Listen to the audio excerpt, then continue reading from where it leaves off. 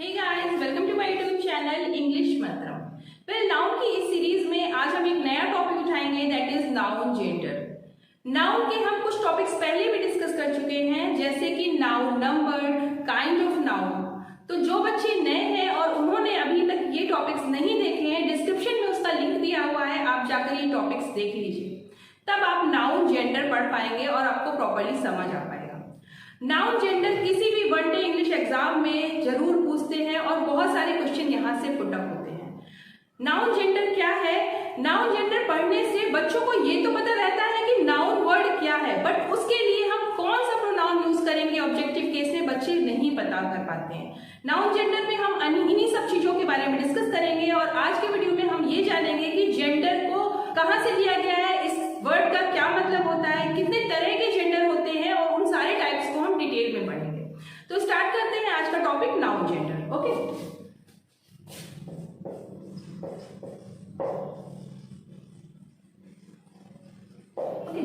Noun gender word जो है वो एक लैटिन वर्ड है जेनस, उससे लिया गया है।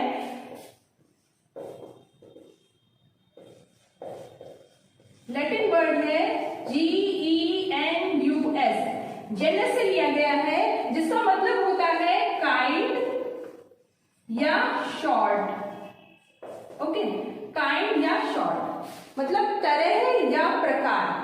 जेनस का मतलब होता है तरह या प्रकार। ये एक लैटिन वर्ड है और इसी से जेंडर वर्ड बनाया गया है। अब जेंडर को कैसे डिफाइन करते हैं देखते हैं। Gender tells us the category of human being or other noun word if it is male, female और नॉन लिविंग थिंग। जेंडर हमको ये बताता है कि कोई भी नाउन वर्ड या कोई भी ह्यूमन बीइंग मेल है, फीमेल है या कोई नॉन लिविंग थिंग है। जेंडर से हमको ये पता चलता है। एक फ्लो चार्ट के थ्रू समझते हैं कि जेंडर को कितने टाइप में डिवाइड किया गया है। राइट, देखिए जेंडर को 4 टाइप में डिवाइड किया गया है। मैस्कुलिन, फेमिनिन,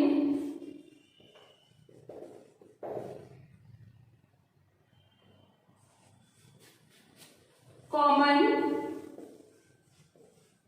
और एक 4th टाइप होता है न्यूट्रल। ओके, तो ये 4 टाइप है, feminine, masculine, common and neutral.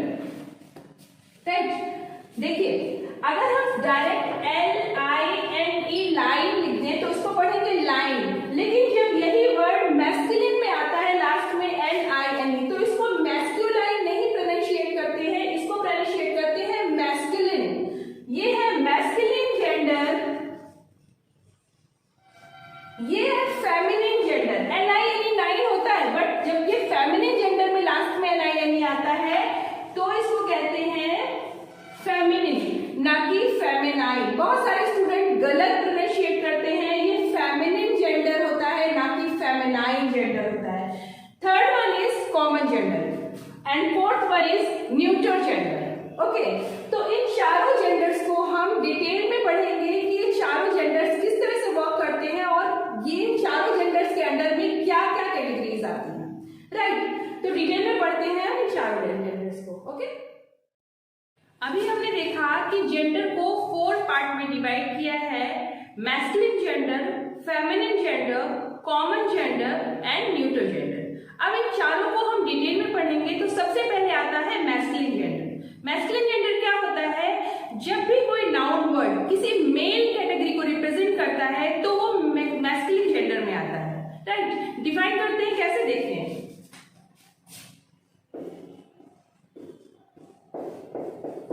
Masculine gender, right. अभी मैस्कुलिन जेंडर क्या होता है? It represent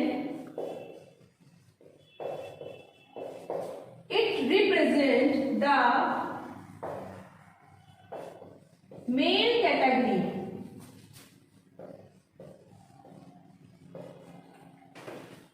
of a person or animal.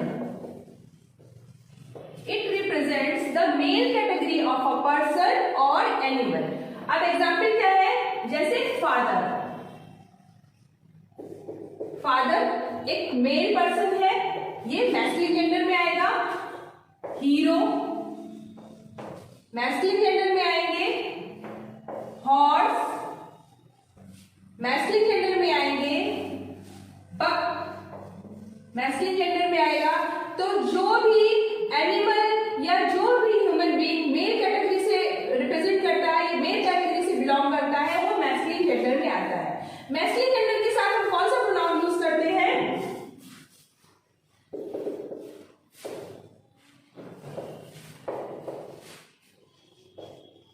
With masculine gender we use he, him, his या himself, ठीक है ना। मैस्कुलिन जेंडर के साथ हम he, him, his और himself यूज करते हैं, right. Now next is feminine gender.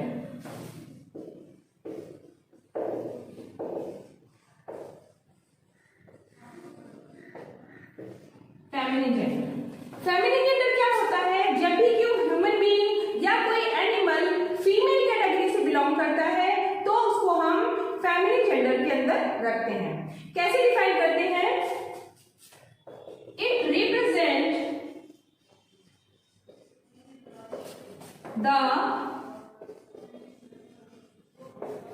Female category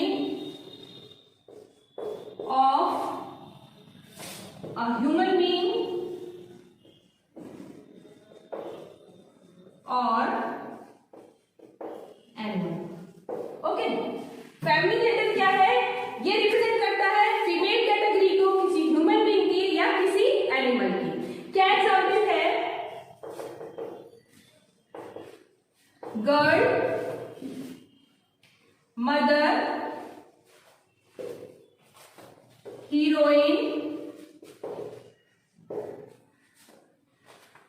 ठीक है ना, टाइग्रेस, लॉयनेस, ये सारे फीमेल कैटेगरी में आते हैं और इसको हम मैस्कुलिन जेंडर में या फेमिनिन जेंडर में रखते हैं, राइट। तो ये है हमारे masculine gender and feminine gender. आगे देखते हैं common gender and neutral gender क्या होता है। Okay, next we have common gender. Common gender क्या होता है?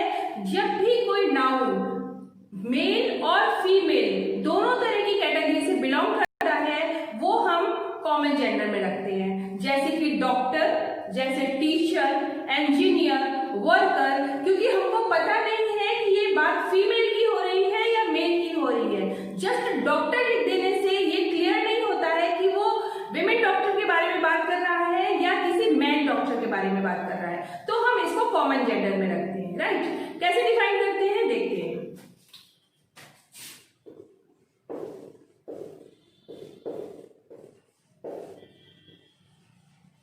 Common gender.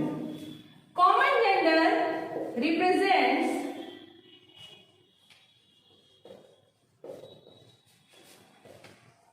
male and female category of human being। जैसे कि एग्जाम्पल के लिए क्या लेंगे? Doctor, worker, teacher, engineer.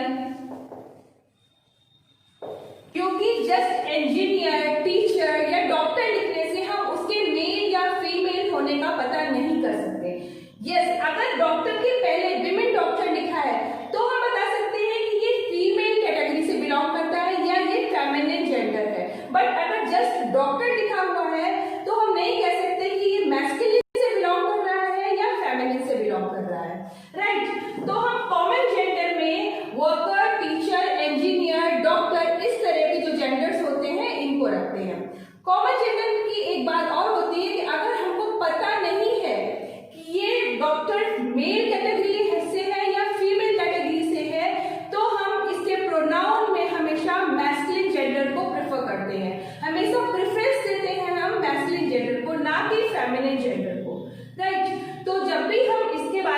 Sentence में लिखते हैं और इसका प्रोनाउन ऑब्जेक्टिव केस में इसका प्रोनाउन लिखना होगा, तो हम उसके लिए हिम या हिमसेल्फ यूज करेंगे, ना कि हर या हरसेल्फ, क्योंकि हम प्रेफरेंस देते हैं मैस्कुलिन जेंडर को, हम फेमिनिन जेंडर को प्रेफरेंस नहीं देते हैं।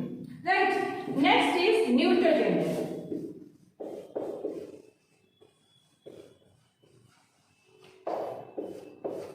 अभी न्यूट्रल जेंडर क्या होता है?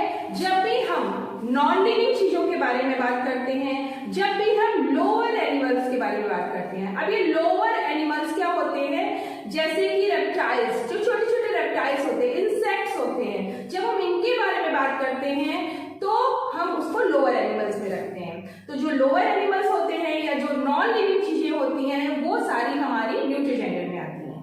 राइट, कैसे डिफाइन करेंगे? इट रिप्रेजेंट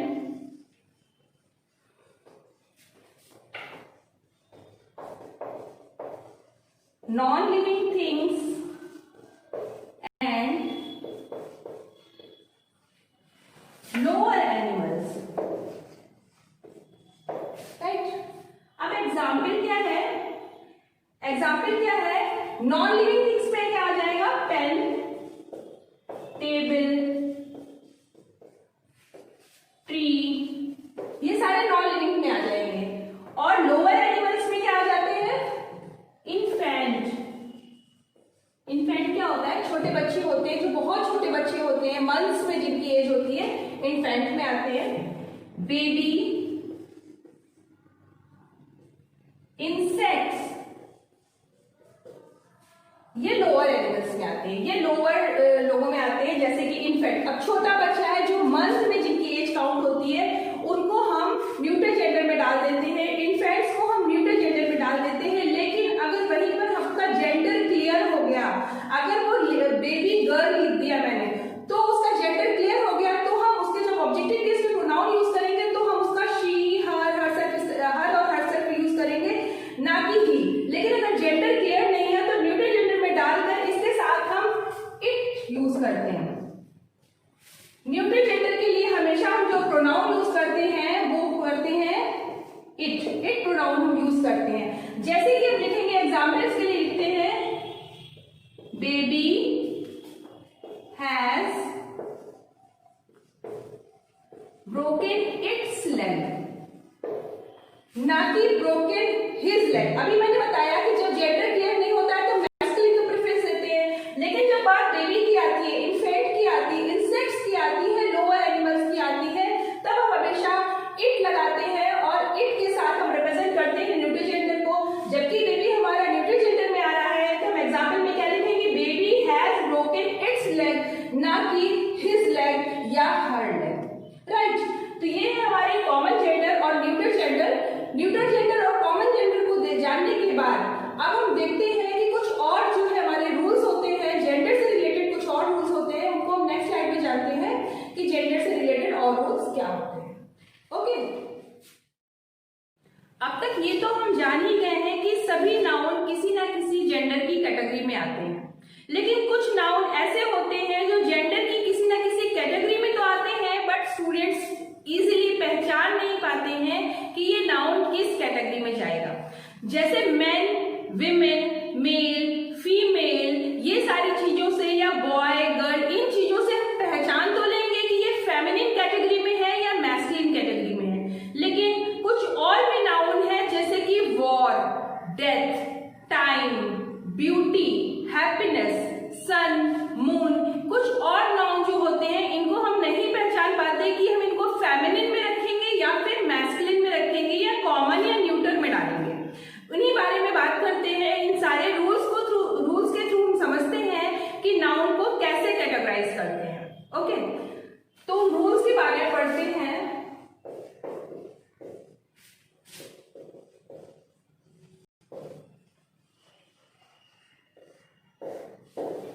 पहला रूल क्या होता है फेमिनिन जेंडर के बारे में? जब भी कोई नाउन ग्रेसफुलनेस शो करे, ब्यूटी शो करे, पोलाइटनेस शो करे, मर्सी शो करे, तब हम ये पहचान लेते हैं कि ये फेमिनिन जेंडर में है। रूल से समझते हैं।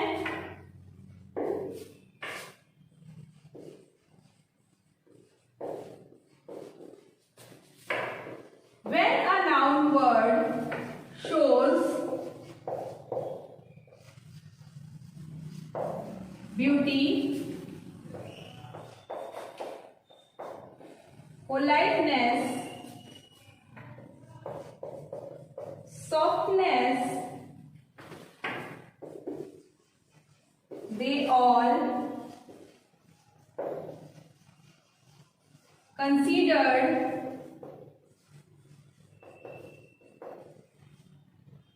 feminine gender, right? हम उनको feminine gender में रखते हैं। अगर दिया हुआ है गर्ल, फीमेल, women, हम इजीली पहचान लेते हैं कि ये फेमिनिन जेंडर में है। अगर नहीं दिया हुआ है तो हम कैसे पहचानेंगे? विमेन दिया हुआ है तो हम पहचान लेंगे। एक चीज और, अगर मैंने लिखा she is a lady doctor, right, क्या ये सेंटेंस सही है? ये सेंटेंस रॉन्ग है। क्यों? क्योंकि हम यहाँ पर she is a lady doctor कभी नहीं लिखते। हम जनरली लैंग्वेज में बोलते हैं कि वो लेडी डॉक्टर है, she is a lady doctor, but ये रॉन्ग सेंटेंस है। ये दो तरह से रॉन्ग है, मैं बताती हूँ। देखिए, अगर मैंने she is a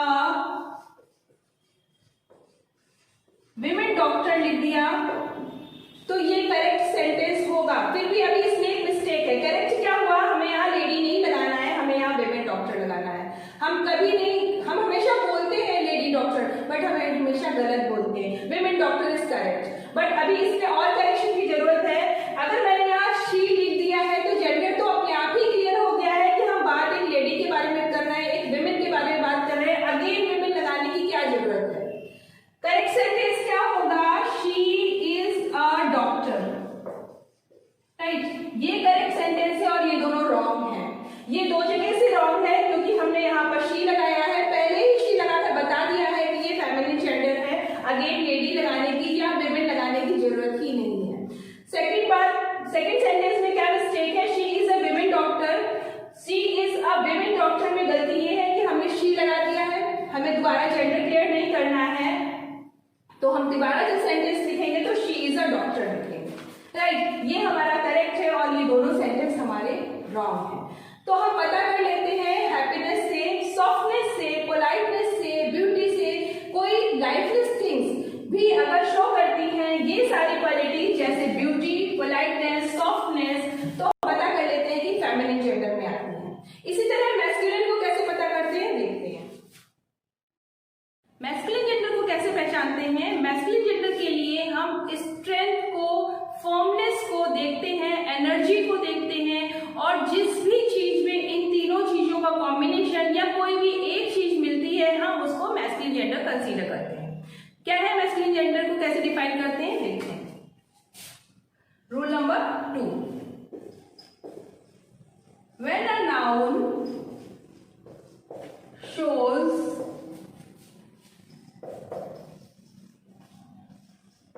strength, energy और फर्मनेस, जब कोई नाउन स्ट्रेंथ, एनर्जी या फर्मनेस शो करता है, we consider it as masculine.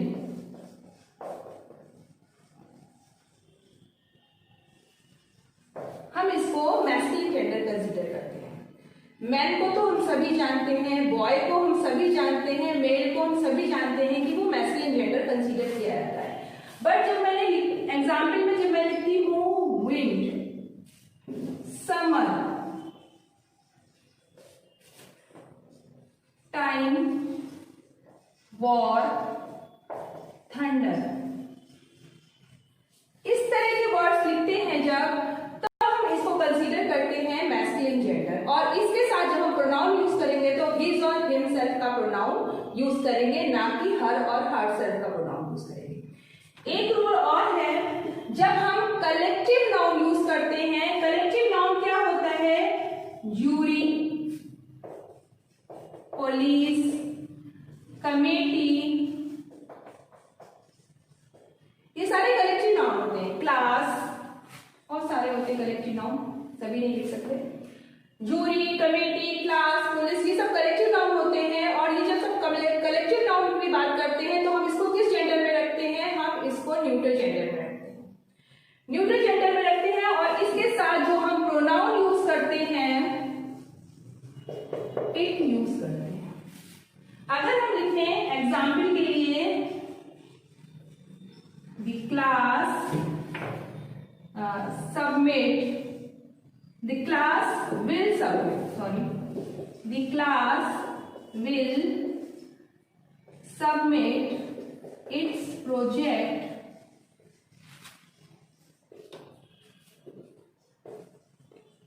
next week, right? The class will submit its project next week लिखेंगे, ना कि लिखेंगे the class will submit his project, right? तो हमारा ये एग्जाम्पल है कलेक्टिव नाउन को लेकर कि जब भी हम इसको यूज करते हैं तो इसका ऑब्जेक्टिव केस में जो प्रोनाउन यूज करेंगे वो हम इट यूज करेंगे या न्यूट्रल जेंडर का प्रोनाउन यूज करेंगे। आगे कुछ और रूल्स हैं, उनको देखते हैं नेक्स्ट स्लाइड में। Okay, now rule number 4। Rule number 4 क्या है? जो भी डिस्ट्रीब्यूटिव प्रोनाउन होते हैं उनके साथ हम हमेशा जो जेंडर यूज करते हैं वो हम हमेशा मैस्कुलिन जेंडर यूज करते हैं। अब ये डिस्ट्रीब्यूटिव प्रोनाउन क्या होते हैं? Each, every, either, neither, somebody, everybody, nobody, no one, someone, ये सारे जो होते हैं ये होते हैं डिस्ट्रीब्यूटिव प्रोनाउन। अब डिस्ट्रीब्यूटिव प्रोनाउन के साथ हमेशा हम मैस्कुलिन जेंडर यूज करते हैं। देखते हैं rule number 4। We use masculine gender with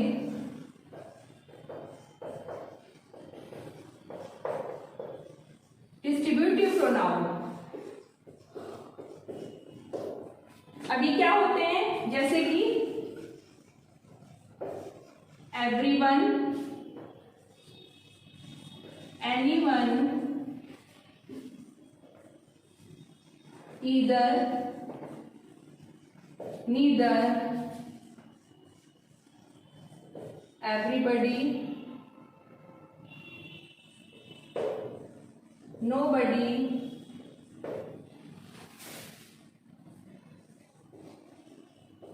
every person। इस तरह के जितने भी डिस्ट्रीब्यूटिव प्रोनाउन होते हैं उनके साथ हम मैस्कुलिन जेंडर यूज करते हैं हिज, राइट। लेकिन ये एक कंट्रोवर्शियल टॉपिक रहा है कि हम हिज ही क्यों यूज करें, कुछ और क्यों नहीं यूज करते। फॉलर महोदय यूके के एक फेमस और रिनोन्ड लेक्सिकोग्राफर हैं। लेक्सिकोग्राफर मींस होता है शब्दों को लिखने वाले। लेक्सिकोग्राफर है, उन्होंने 3 सॉल्यूशन दिए हैं इस डिस्प्यूट पर या इस कंट्रोवर्शियल टॉपिक पर। 3 सॉल्यूशन दिए हैं। The first one is, example के थ्रू समझते हैं, जैसे एवरीवन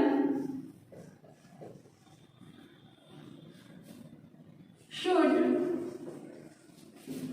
do his duty।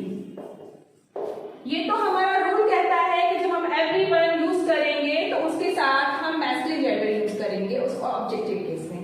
लेकिन सेकंड हमारा क्या एग्जाम्पल है? उन्होंने क्या दिया है कि हम his और her दोनों को यूज करें। उन्होंने इक्वालिटी की बात की है, हम सिर्फ मैस्कुलिन जेंडर ही क्यों यूज करें, हम फेमिनिन क्यों नहीं यूज करते।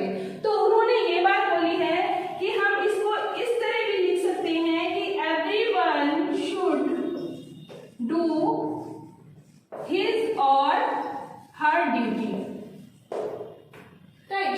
और उन्होंने तीसरा जो तरीका बताया है उसका ये बताया है कि हम इसको प्लूरल बना दें। ऑब्जेक्टिव केस के जो प्रोनाउन यूज करते हैं इसको प्लूरल बना दें, मतलब हम इसको इस तरह लिखेंगे, everyone should do their duty। Okay, तो फर्स्ट में मैंने क्या किया? जस्ट मैस्कुलिन जेंडर यूज किया। सेकंड में मैस्कुलिन एंड फेमिनिन दोनों जेंडर को यूज करते हुए हिज और हर दोनों चीजें लिखी। थर्ड में क्या किया? Everyone should do their duty means हमने ऑब्जेक्टिव केस के प्रोनाउन को प्लूरल बना दिया। तो ये 3 सॉल्यूशन दिए हैं, लेकिन सबसे ज्यादा इस सॉल्यूशन को करेक्ट मानते हैं और ज्यादातर scholar everyone should do his duty इस तरह के एग्जांपल्स को करेक्ट मानते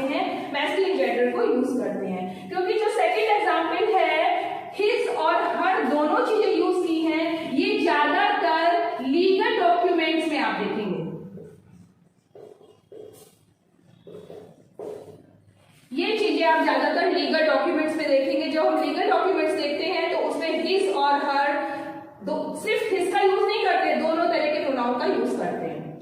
और देयर को बहुत कम लोग राइट कंसीडर करते हैं, इसलिए सबसे ज्यादा करेक्ट हम इसको मानते हैं, मैस्कुलिन जेंडर को मानते हैं। तो ये हमारे कुछ रूल्स थे जो कि जेंडर से रिलेटेड थे, और यहाँ पर हमारा जेंडर का टॉपिक खत्म होता है। देखते हैं आगे क्या अनाउंसमेंट है, आपके लिए एक अनाउंसमेंट है, आगे क्या देखते हैं। ओके, आज हमने नाउन जेंडर के रूल डिस्कस किया। नाउन से रिलेटेड और भी टॉपिक हम पहले भी डिस्कस कर चुके हैं। अगर आपने नहीं देखा है तो डिस्क्रिप्शन में उसका लिंक दिया हुआ है, आप जाकर देख लीजिए। आई होप आज की क्लास आपको अच्छी लगी है। अगर अच्छी लगी है तो प्लीज हमारे वीडियो को लाइक करिए, चैनल को सब्सक्राइब एंड शेयर करिए।